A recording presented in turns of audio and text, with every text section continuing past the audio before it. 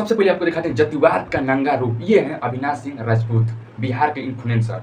ये बिहार के भोजपुरी में वीडियो बनाते हैं और ये जा रहे थे अपने बहन के घर नोएडा। तो अभी कुछ लोग इनकर गाड़ी को देखकर इन पर हमला कर दिया। इससे ही ये मामला सोशल मीडिया पर वायरल हुआ। पुलिस का बयान है तो कोई भी लिखित तरीका से थाना में एफआईआर नहीं दिए हैं ये अविनाश सिंह राजपूत। थाना बात करती है अविनाश सिंह से और कहती है कि आइए अपना कंप्लेंट दे दीजिए थाना में आकर। अविनाश सिंह कहते हैं नहीं प्रभारी जी, हम नोएडा से बाहर आ चुके हैं।